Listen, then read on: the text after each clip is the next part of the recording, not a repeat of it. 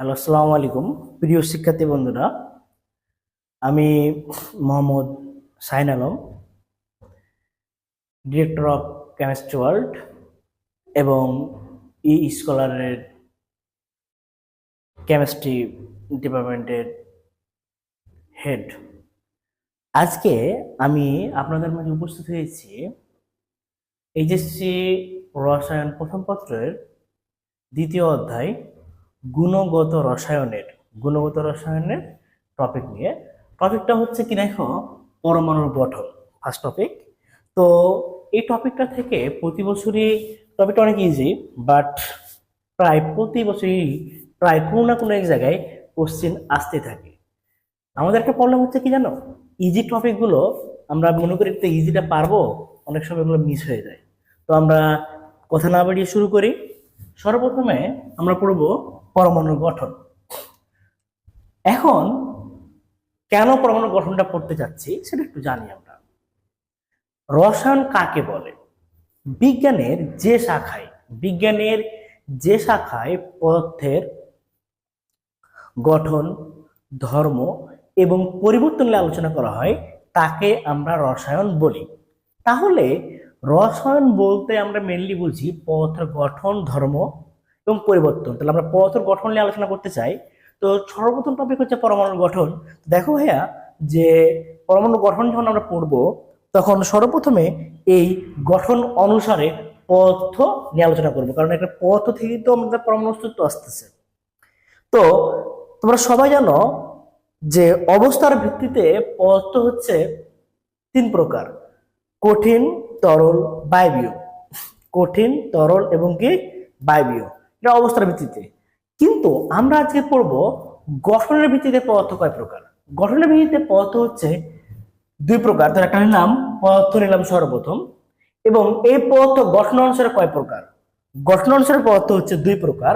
একটা ভাইয়া হচ্ছে মৌলিক এবং একটা হচ্ছে কি যৌগিক। দেখো ভাইয়া, মৌলিক এবং হচ্ছে যৌগিক। আমাদের কথা হচ্ছে মৌলিক পদার্থ কাকে বলে? যে পদার্থকে ভাঙলে ওই পদার্থ ছাড়া অন্য কোনো পদার্থ পাওয়া যায় না, তাকে আমরা বলবো কি পদার্থ? মৌলিক পদার্থ। এবং যৌগিক পদার্থ কাকে বলে? একাধিক মৌলিক পদার্থ পরস্পর যুক্ত হয়ে যৌগিক পদার্থ গঠিত হয়।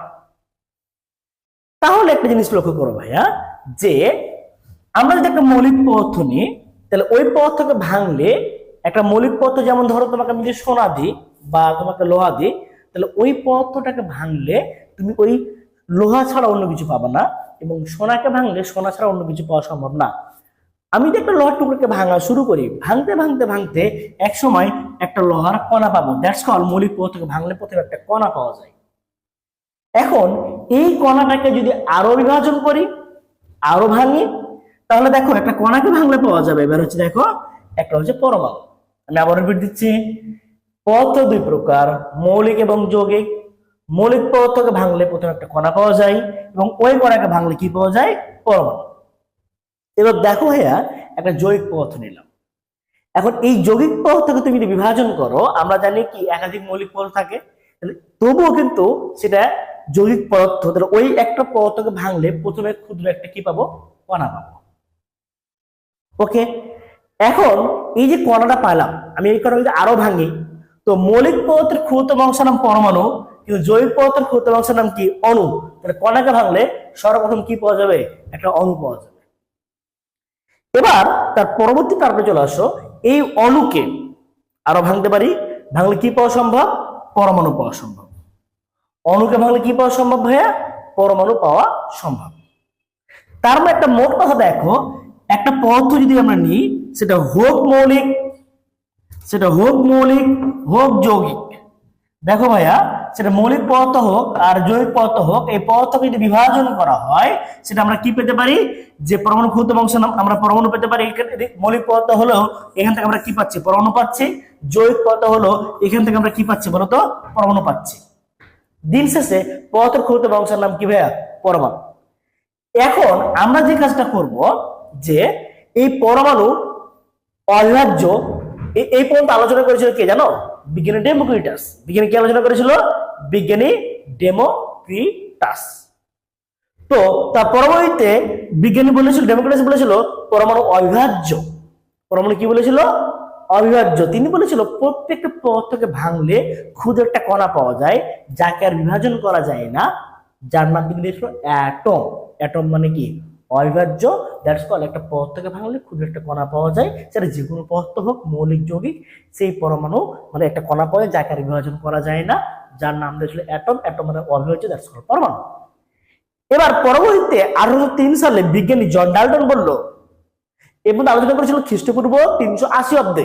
বিজ্ঞানী ডেমোক্রিটাস এই পর্যন্ত আলোচনা করেছিল, একটা পদার্থকে ভেঙে এই পর্যন্ত আলোচনা করেছিল খ্রিস্টপূর্ব, দেখো ভাই, খ্রিস্টপূর্ব 380 অব্দে।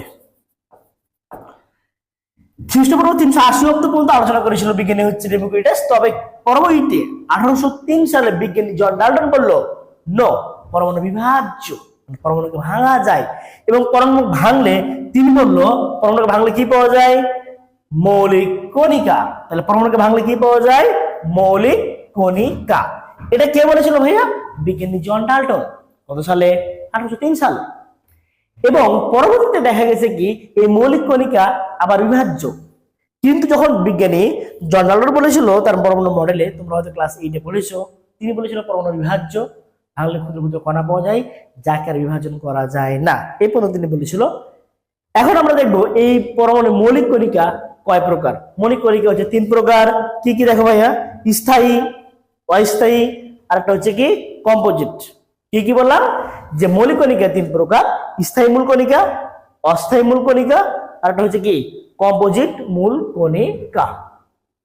তাহলে এই হচ্ছে আমাদের পদার্থকে ভাঙলে আমরা পরমাণু হচ্ছে শেষ পর্যন্ত আমরা কোথায় গেলাম?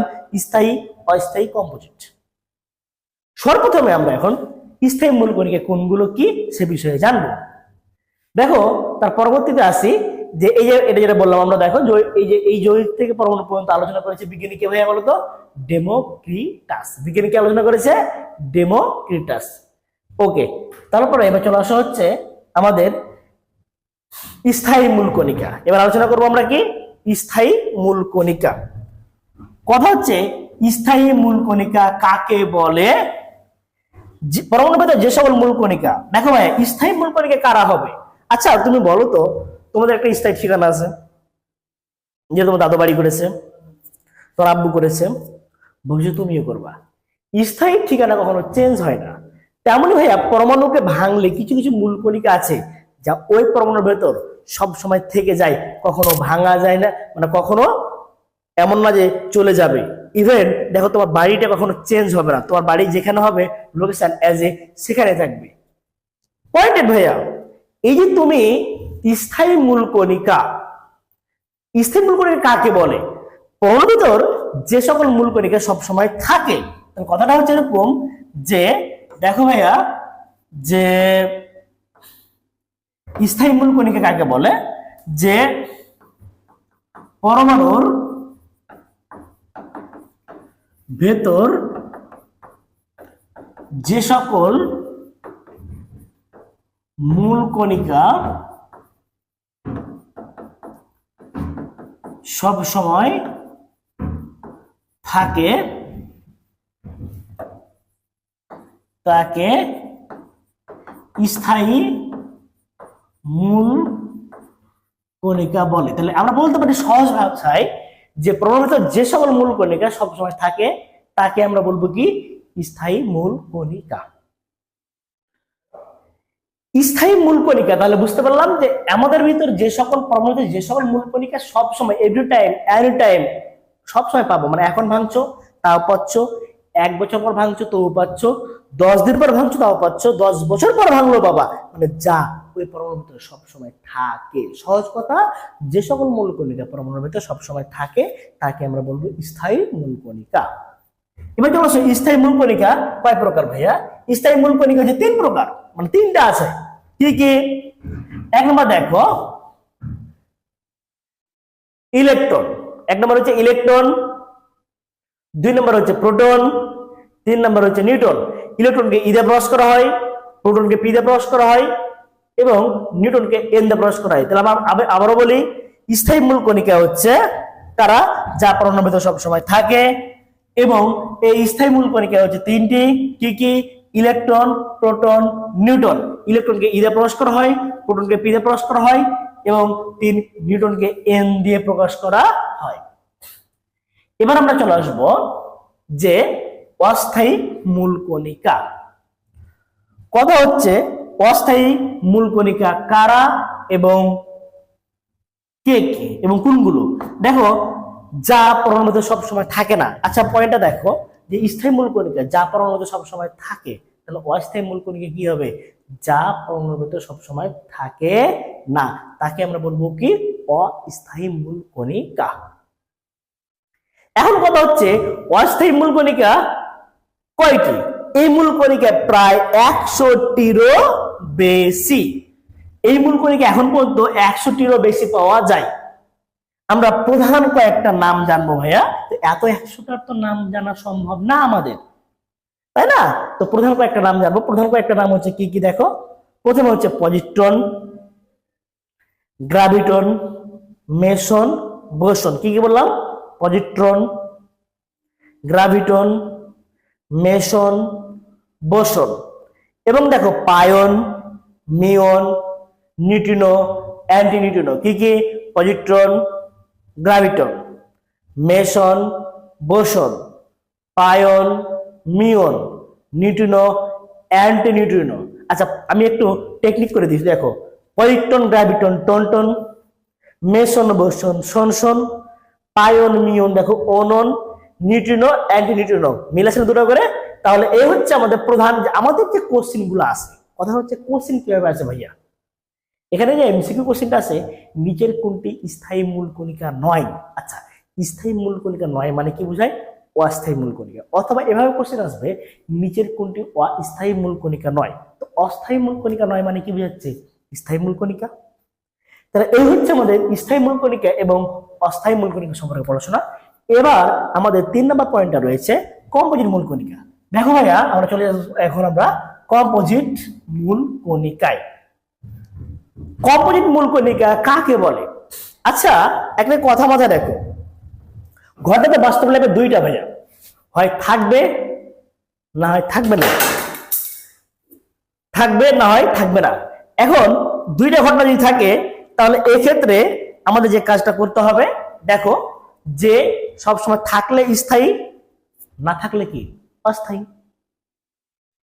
তাহলে আমার কথা হচ্ছে কি, যে তাহলে থাকলে স্থায়ী, না থাকলে অস্থায়ী, দুটো তো ফিক্সড। তাহলে মাত্রা কম্পোজিট কি ভাই? পরমাণুর ভিতর এক ধরনের মূল কণিকা পাওয়া যায় যারা স্থায়ী এবং অস্থায়ী, স্থায়ী এবং কি অস্থায়ী মূল কণিকার তুলনায় সামান্য ভারী প্রকৃতির হয়। আমি আবার রিপিট দিচ্ছি, পরমাণুর ভেতর এক ধরনের মূল কণিকা পাওয়া যায় যারা স্থায়ী এবং অস্থায়ী, যারা স্থায়ী এবং অস্থায়ী মূল কণিকার তুলনায় সামান্য কি প্রকৃতির হয়? ভারী প্রকৃতির হয়। তাদেরকে আমরা বলি কি? কম্পোজিট মূল কণিকা।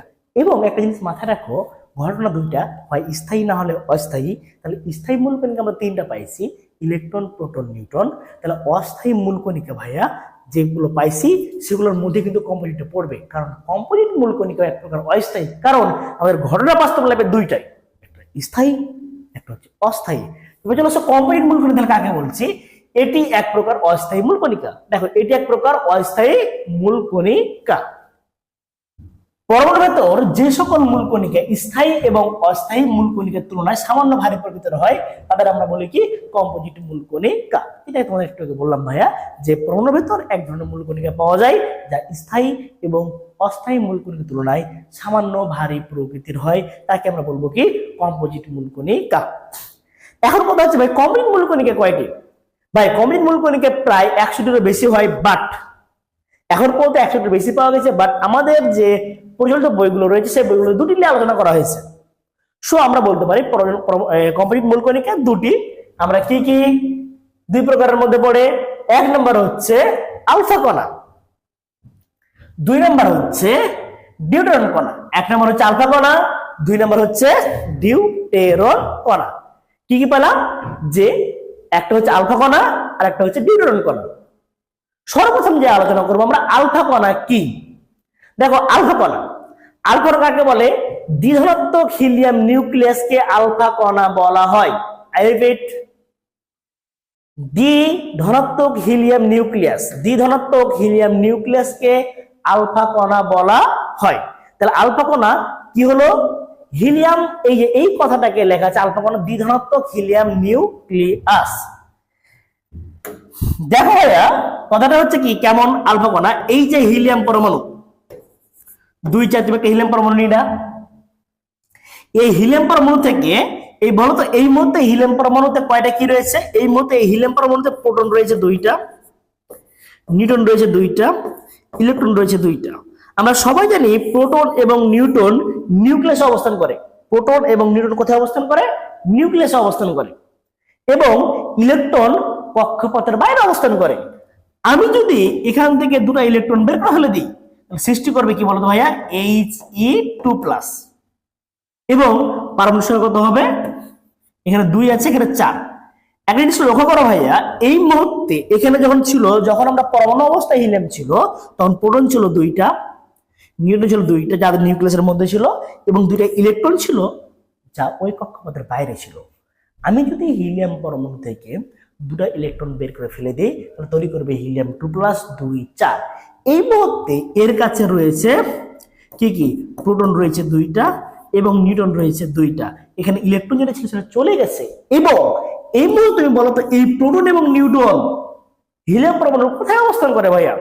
নিউক্লিয়াসে। এবং এর আধান কি 2+ আছে না নাই? এর দ্বিচার্জ বিশিষ্ট। এই কথাটাকে ভাইয়া বাংলা এখানে লেখা আছে, দেখো, দ্বিধনাত্মক হিলিয়াম নিউক্লিয়াসকে আলফা কণা বলে। আই রিপিট, যে দ্বিধনাত্মক ভাইয়ের প্রচুর বার পরীক্ষা এসেছে, ক এবং এমসিকিউ ভাই এতটা ইম্পর্টেন্ট তোমাকে বলার মতো না। এটা ক এবং এমসিকিউ তে হিউজ বার কোশ্চেন এসে থাকে। যে ঢাকা বোর্ডে তো একটা স্পেশাল এখান থেকে কোশ্চেন প্রায় কয়েক বছর 1-2 বছর পর দিয়েই থাকে কোনো না কোনো টপিক থেকে। তো আলফা কণা কাকে বলে? দ্বিধনাত্মক হিলিয়াম নিউক্লিয়াসকে আলফা কণা বলে। He2+4 2টা ইলেকট্রন ত্যাগ করলে হিলিয়াম ইলেকট্রন দূরে চলে গেল, তাহলে এই হিলিয়াম যে নিউক্লিয়াস তৈরি করছে তাকে আমরা বলতে পারি কি? আলফা কণা। হিউজ ইম্পর্টেন্ট ভাই, মনে রাখবে ভালো করে। এবার আমরা চলে আসবো কি, যে ডিউটেরন নিয়ে আলোচনা করব। ডিউটেরন কাকে বলে? দেখো, একটি ডিউটেরন হচ্ছে, দেখো তোমরা পড়ার কথা, হাইড্রোজেনের আইসোটোপ হচ্ছে 3টি প্রধান, মানে প্রকৃতিতে পাই কিন্তু 3টা। অ্যাকচুয়ালি হাইড্রোজেন আইসোটোপ হচ্ছে 7টি, তার মধ্যে প্রকৃতিতে পাওয়া যায় 3টা, একটা প্রোট্রিয়াম, একটা ডিট্রিয়াম, একটা হচ্ছে ট্রিটিয়াম। এর মধ্যে যেটা ডিট্রিয়াম, ডিট্রিয়াম কাকে বলে? যার ভর 2। এই যে দেখো এখানে বলে দেওয়া হয়েছে যে হাইড্রোজেনের একটি আইসোটোপ হচ্ছে ডিউটেরিয়াম, এবং এই ডিউটেরিয়াম থেকে একটি ইলেকট্রন ত্যাগ করে যে কণিকা পাওয়া যায় তাকে আমরা ডিউটেরন কণা বলে। তার কথার মিনিংটা হচ্ছে এরকম, D12, এখানে প্রোটন ছিল একটা, নিউট্রন ছিল একটা, ইলেকট্রন ছিল ভাই একটা। আমি কি করলাম, এখান থেকে যে ইলেকট্রনটা ছিল ইলেকট্রন বের করে ফেলে দিলাম।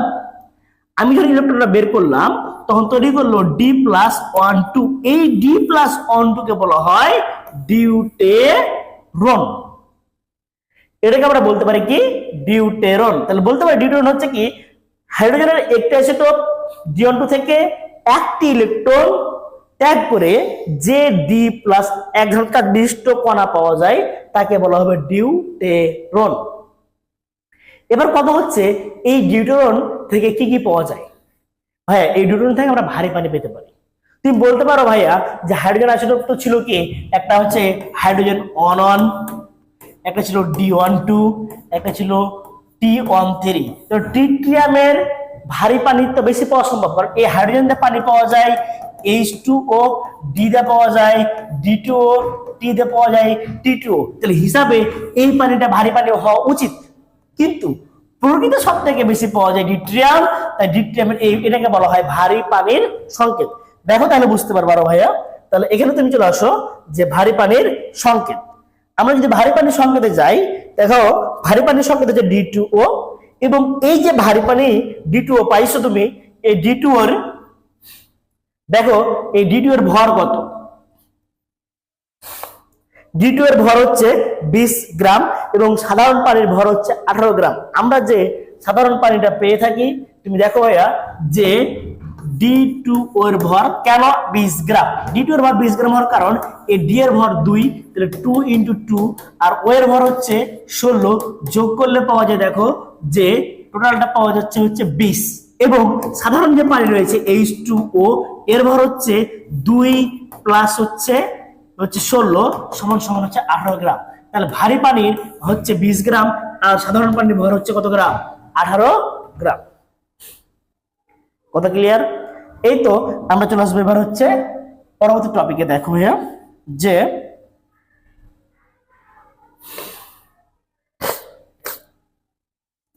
আমরা এখন পর্যন্ত আলোচনা করছিলাম, তোমরা দেখো একটা ভাইয়া যে টোটালটা স্থায়ী অস্থায়ী কম্পোজিট 3 ধরনের মূল কণিকা পড়লাম। তাহলে বলো তো সবসময় থাকা উচিত কোথায়? সবসময় আমাদের পড়াশোনা করা উচিত হচ্ছে স্থায়ী মূল কণিকা নিয়ে।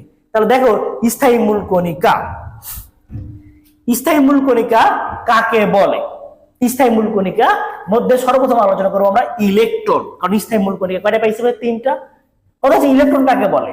ইলেকট্রন হচ্ছে দেখো পরমাণুর ভেতর যে নেগেটিভ চার্জ বিশিষ্ট মূল কণিকা থাকে তাকে আমরা বলবো কি? ইলেকট্রন। আমি আবারও বলছি, পরমাণুর ভেতর তো যে মূল কণিকাগুলো পাওয়া যায় তার মধ্যে যে মূল কণিকার চার্জ নেগেটিভ, যে মূল কণিকার চার্জ কি? নেগেটিভ, তাকে ইলেকট্রন বলে। তাহলে পরমাণুর ভেতর নেগেটিভ চার্জ বিশিষ্ট মূল কণিকাকে ইলেকট্রন বলে। আমরা এই ইলেকট্রনকে কি দিয়ে প্রকাশ করা হয়? ইলেকট্রনকে আমরা ই দিয়ে প্রকাশ করি। ইলেকট্রনকে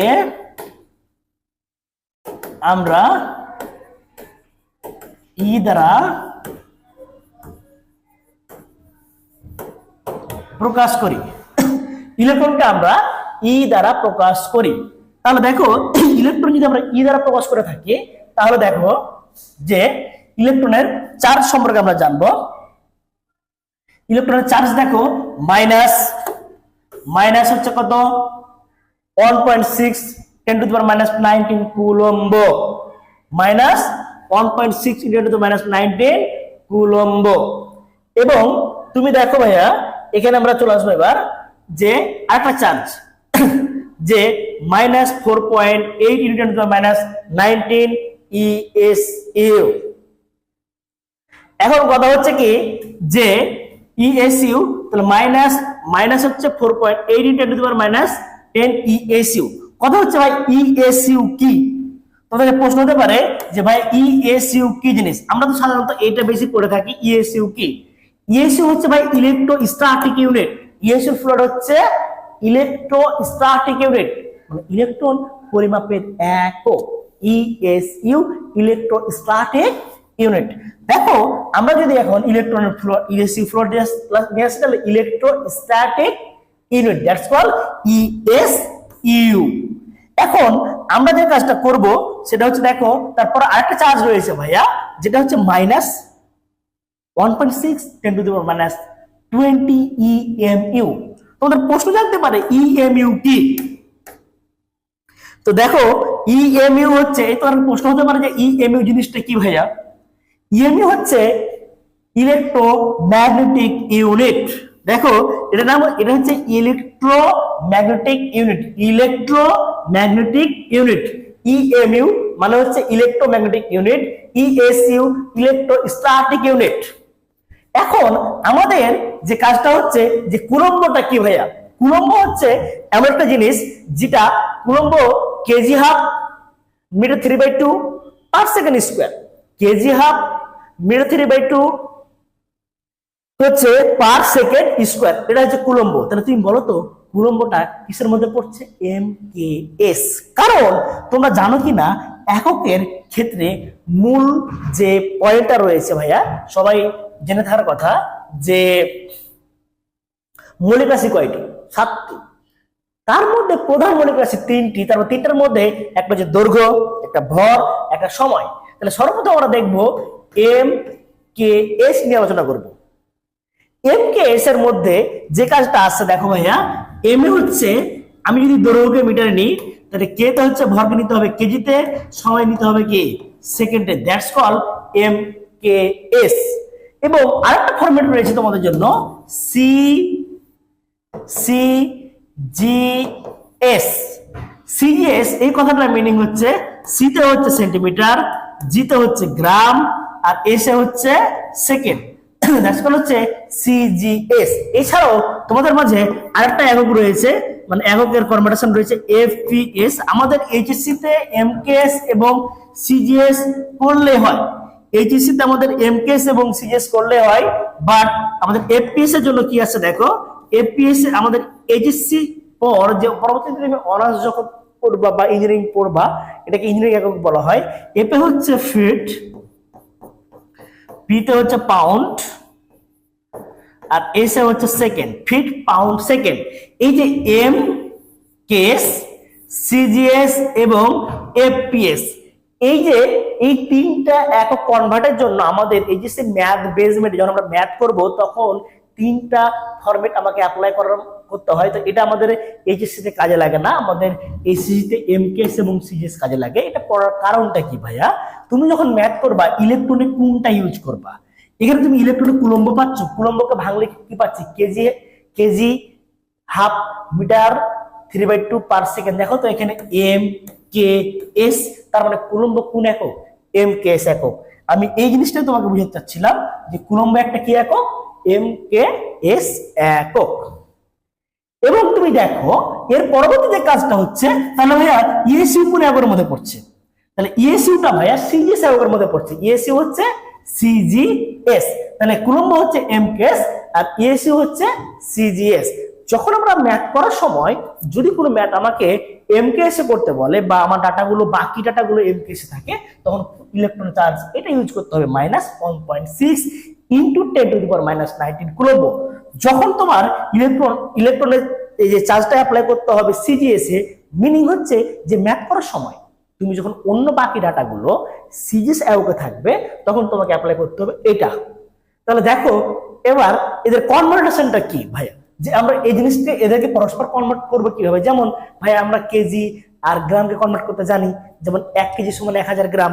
যে 1000 গ্রামকে আমরা কেজি নিয়ে আসতে হলে কি করি, 1 গ্রামকে যখন আমরা কেজিতে নিয়ে আসতে চাই তখন আমরা 1000 দিয়ে কি করি, ভাগ করি। তাহলে এবার তুমি চলে আসো কুলম্বকে কিভাবে আমরা ইএসইউ তে নিয়ে যাব। একটা কুলম্ব একক আছে এবং তোমরা মোটামুটি সবাই জানো এমকেএস এককগুলো বড়, যেমন কেজিকে গ্রাম করতে হলে 1000 দ্বারা গুণ করতে হয়, যেমন মিটারকে সেন্টিমিটার করতে হলে 100 দ্বারা গুণ করতে হয়, এটা সবগুলো বড় একক। তেমনি কুলম্বকে ইএসইউ করতে হলে ঠিক 3 পয়েন্ট, ঠিক আমাদের এখানে দেখো যে 3 পয়েন্ট, যে 3 × 10⁻⁻10 হচ্ছে 9 ইএসইউ হয়। এখানে কুলম্ব সমান, এটা কারেকশন করে নিও ভাইয়া, এটা হবে শুধু 9 10⁻9 ইএসইউ। 1 কুলম্ব সমান 10⁻9 ইএসইউ। কথা কি বুঝতে পেরেছো? তাহলে এই জায়গায় আমাদের এখন যে কাজটা করতে হবে সেটা দেখো, যে কুলম্ব সমান ইএমইউ এর পার্থক্যটা কোথায়, ইএমইউ 1 কুলম্ব সমান 1/10 ইএমইউ। দেখো এখানে কিন্তু -19 ছিল, এখানে -20 হয়েছে, জাস্ট একে 10 দিয়ে কি করেছি আমরা ভাগ করে এই মানটা পেয়ে যাই। ওই জন্য কুলম্ব থেকে ইএমইউ করতে হলে জাস্ট 10 দিয়ে ভাগ করতে হবে, আর ইএসইউ করতে হলে এই মানটাতে গুণ করতে হবে। দেখো 3×48 মানে কি 4.8, আর যখন 9 দিয়ে গুণ করবা, গুণ করলে পাওয়ার যোগ হয়ে যায়, +9, এখানে হচ্ছে -9, যোগ করলে মাইনাস কত হয়ে যায় 10। এবং এই জায়গায় দেখো, আর তাহলে এই জায়গাতে 1 ইএমইউ সমান 10 কুলম্ব লিখতে পারি। ইএমইউ যদি কুলম্ব দিতে চাই তাহলে 10 দিয়ে কি করতে হবে, গুণ দিতে হবে। তুমি দেখো যখনই ইএমইউ কে কুলম্বতে নিয়ে যাবা 10 দিয়ে গুণ দিলেই দেখো এই ভ্যালু থেকে সরাসরি আমরা এই ভ্যালুটা পেয়ে যাচ্ছি। তাহলে আমাদের এটা পরস্পর তার কনভার্টেশনটা আমরা পেয়ে গেলাম, মোটামুটি ভাবে দেখলাম। এখন আমরা চলে আসব যে ইলেকট্রনের ভর নিয়ে। আমরা একটু আগে বললাম যে সিজিএস মানে হচ্ছে কি, সিতে হচ্ছে সেন্টিমিটার, জিতে গ্রাম। তাহলে দেখো আমরা যখন ইলেকট্রনের ভর পাবো 9.11 ইন্টু 9.11 ইন্টু 10⁻28 গ্রাম। গ্রাম হলে কোন একক পড়ছে রে ভাইয়া, সিজিএস। আর যখন আমরা গ্রামকে কেজি করতে চাই, দেখো গ্রামকে যখন কেজি করব ঠিক আমরা 1000 দিয়ে কি করবো, একে ভাগ করব। গ্রামকে কেজি করতে হলে কত ভাগ করতে হয়, 1000 দিয়ে ভাগ করলে এটা -31 কি পেয়ে যায়, কেজি। কেজি হলে কি হবে, এমকেএস। এখানে সিজিএস আর এই হচ্ছে আমাদের কি, এমকেএস। তাহলে আমরা ইলেকট্রনের ভর এবং চার্জ সিজিএস একক এবং এমকেএস এককে পেয়ে গেলাম। এবার চলে আসো যে এই ইলেকট্রনটা কে আবিষ্কার করেছিল। ইলেকট্রন 1897 সালে বিজ্ঞানী জে জে থমসন আবিষ্কার করেন। নামকরণ করেন বিজ্ঞানী হচ্ছে মিল্কান। নামকরণ করেছে কে? বিজ্ঞানী হচ্ছে মিলিকান। কথা ক্লিয়ার? এবার চলে আসা হচ্ছে যে পরবর্তী টার্মে, সেটা হচ্ছে আমরা প্রোটন সম্পর্কে আলোচনা করব। আমরা যেহেতু স্থায়ী মূলকণিকার আলোচনা করতেছি, স্থায়ী মূলকণিকার মধ্যে আমরা প্রথমে পড়লাম ইলেকট্রন। ইলেকট্রনে আমরা ভর জানলাম, চার্জ জানলাম, আবিষ্কারক জানলাম, এই মোটামুটি আমাদের সবগুলো জানা হয়েছে। এবার আমরা চলে আসবো হচ্ছে প্রোটন নিয়ে আলোচনা করব। তো দেখো, প্রোটন হচ্ছে কি, যে পরমাণুর ভেতর নেগেটিভ চার্জ বিশিষ্ট মূল ইলেকট্রনের ছিল কি ইলেকট্রন, তাহলে ঠিক তার বিপরীত পজিটিভ চার্জ বিশিষ্ট যে মূলকণিকা থাকবে তার নাম আমরা বলবো প্রোটন। তাহলে আমরা বলতে পারি কি, দেখো পরমাণুর ভেতর পজিটিভ চার্জ বিশিষ্ট মূলকণিকাকে প্রোটন বলে। এবার আমরা চলে আসবো হচ্ছে এই প্রোটনকে কি দিয়ে প্রকাশ করা হয়। প্রোটনকে আমরা পিউ অথবা এইচ প্লাস দিয়ে প্রকাশ করে থাকি। তাহলে যেটা হচ্ছে পি সেটা হচ্ছে এইচ প্লাস। তারপরে চলে আসছে তাহলে প্রোটন, তাহলে কি হলো, পরমাণুর ভেতর যে পজিটিভ চার্জ বিশিষ্ট মূলকণিকা থাকে তাকে প্রোটন বলে। প্রোটনকে পি অথবা এইচ প্লাস দিয়ে প্রকাশ করা হয়। এখন আমরা জানবো প্রোটনের চার্জ। আচ্ছা ভাই শোনো, প্রোটন আর ইলেকট্রনের চার্জ সেম, শুধু আধানটা বিপরীত। ইলেকট্রন যে চার্জগুলো আমরা শিখে আসলাম ঠিক তার বিপরীতটা হচ্ছে কি প্রোটনের চার্জ। তাহলে প্রোটনের চার্জ হচ্ছে ঠিক প্লাস 1.66 10 to -19 কুলম্ব। এই কুলম্বটা একটু শিখলাম ভাইয়া, এটা হচ্ছে কি এমকেএস, এটা হচ্ছে এমকেএস এর মধ্যে পড়তেছে। এবং তুমি দেখো তারপরে যদি চলে আসো যে প্লাস 4.8 × 10 হচ্ছে 20 হচ্ছে কি ইএসইউ, এটা হচ্ছে কি ইএসইউ। এবং আরেকটা হচ্ছে কি দেখো প্লাস 1.6 × 10 হচ্ছে 9 এমইউ। এগুলো সবগুলো পড়লাম। তাহলে এটা হচ্ছে এমকেএস আর ইএসইউ হচ্ছে ভাইয়া সিজিএস। এটা কিসের মধ্যে পড়ছে? সিজিএস এর মধ্যে পড়ছে। এবং এই যে প্রোটনের ভর কত ভাইয়া? প্রোটনের ভর হচ্ছে 1.673 10⁻⁻ হচ্ছে 24 গ্রাম। প্রোটনের ভর হচ্ছে 1.673 10⁻⁻24 গ্রাম। এটা হচ্ছে একটা প্রোটনের ভর পেলাম। তাহলে দেখো প্রোটনের চার্জ পেলাম এবং প্রোটনের ভর পেলাম। এখন আমরা চলে আসবো সেটা হচ্ছে কি, দেখো এই প্রোটনের ভরটা পেলাম কি, এটা কিসে আছে? গ্রামে থাকলে সিজিএস আছে এখানে, এবং তারপর আছে কি এটা এমকেএস। এবং আমরা যেটা জানবো এখন এই প্রোটন, দেখো এখানে এটা কিন্তু দেখো ভাইয়া এটা কিন্তু সিজিএস ছিল, এটা কিন্তু সিজিএস, এটা হচ্ছে এমকেএস। তাহলে এটা হচ্ছে সিজিএস আর এটা হচ্ছে এমকেএস। তাহলে প্রোটনের ভর সম্পর্কে জানলাম, প্রোটনের চার্জ সম্পর্কে জানলাম। আচ্ছা ভাইয়া প্রোটনের চার্জ হচ্ছে ইলেকট্রন চার্জ পুরো সেম একই জিনিস এবং ভরটা ভিন্ন। আমরা এটা যখন আমরা গ্রামে নিব তখন সিজিএস, যখন ওইটাকে আমরা গ্রামকে কেজি করব তখন সেটা হচ্ছে এমকেএস। এবার তাহলে আমরা চলে আসি প্রোটনের আবিষ্কারক। প্রোটন আবিষ্কার নিয়ে একটা মতবাদ রয়েছে, প্রোটন আবিষ্কার নিয়ে অনেক ঝামেলা রয়েছে। সেই ঝামেলাটা আমি তোমাদের একটু ছোট্ট করে ক্লিয়ার করতে চাচ্ছি। 1919 সালে বিজ্ঞানী রাদারফোর্ড, 1919 সালে বিজ্ঞানী হচ্ছে রাদারফোর্ড প্রোটন আবিষ্কার করেন। কিন্তু মতান্তরে 1986 সালে এটা মিস্টেক করা আছে ভাইয়া, একটু তোমরা কারেকশন করে নিও যে এটা হবে 1886 সালে।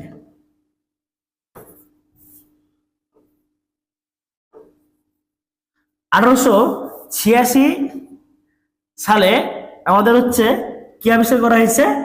এই প্রোটনটা সর্বপ্রথম বিজ্ঞানী গোল্ডস্টাইন দেখতে পেয়েছিল 1886 সালে। এটা 1886 সাল হবে।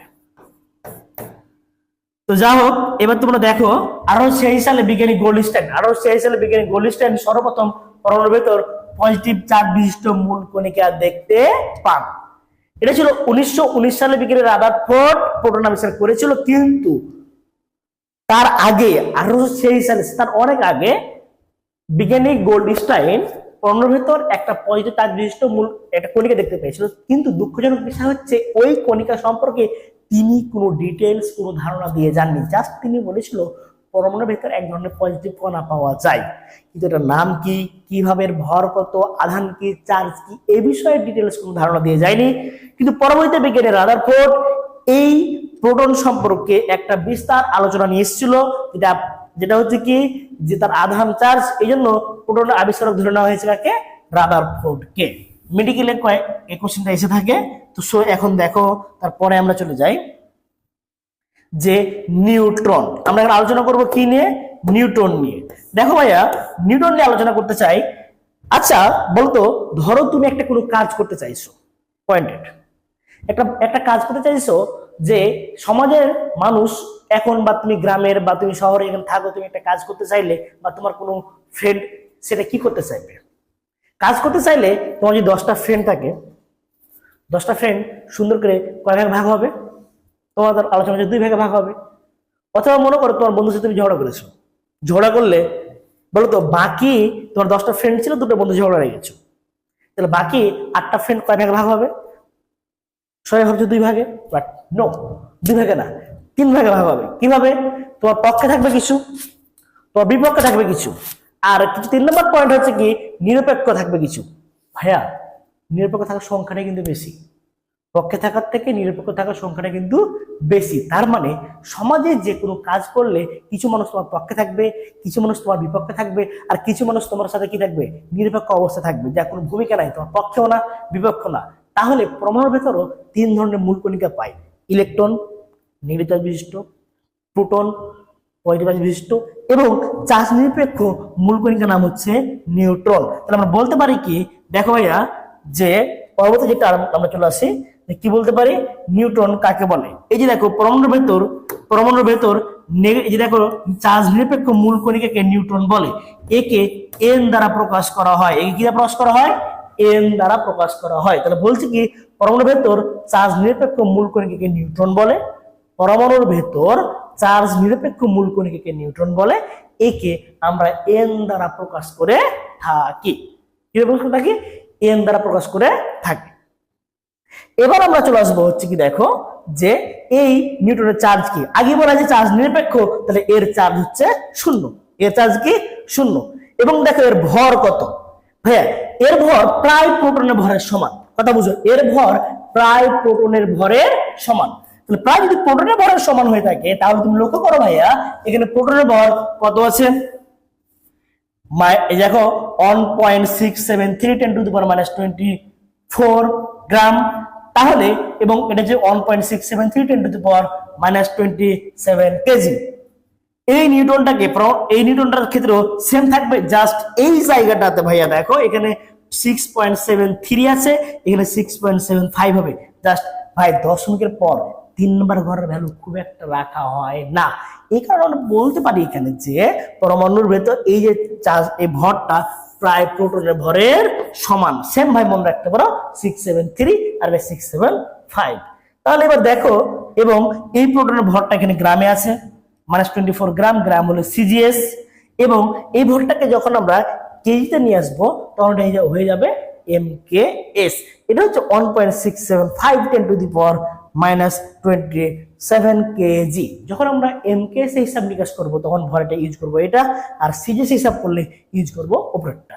অনেক সময় এমসিকিউতে সরাসরি বলে দেয় এমকেএস এর নিচের ভর কোনটি, সিজিএস এর ভর কোনটি, তখন আমাদের এই অনুযায়ী কোশ্চেনটা অ্যান্সার দিতে হবে। তাহলে এবার দেখো যে এর এই যে লিখে দেওয়া আছে, দেখো প্রায় প্রোটনের ভরের সমান এর ভর, এবং এর আবিষ্কারটা কত সালে। এবং দেখো এর আবিষ্কার হচ্ছে, দেখো যে ভাইয়া, যে 1932 সালে বিজ্ঞানী চ্যাডউইক নিউটন আবিষ্কার করেন। তাহলে কে? বিজ্ঞানী চ্যাডউইক 1932 সালে আমাদের নিউটন সম্পর্কে ধারণা দিয়েছিল। এবং এটা প্রচুর পরিমাণে কোশ্চেন এসে থাকে, সবাই মনে রাখবা এমসিকিউতে। মেডিকেলে, বিশেষ করে মেডিকেলে এই কোশ্চেনগুলো মেডিকেলে বেশি দিয়ে থাকে, সালগুলো এবং কে আবিষ্কার করেছে। সো এই হচ্ছে আমাদের পরমাণুর যে মূল কণিকাগুলো রয়েছে তার বিষয়ে বিস্তার আলোচনা। ঠিক আছে, আবার তোমাদের মাঝে নেক্সট ক্লাসে দেখা হবে ইনশাল্লাহ। ভালো থাকো, সুস্থ থাকো। আসসালামু আলাইকুম।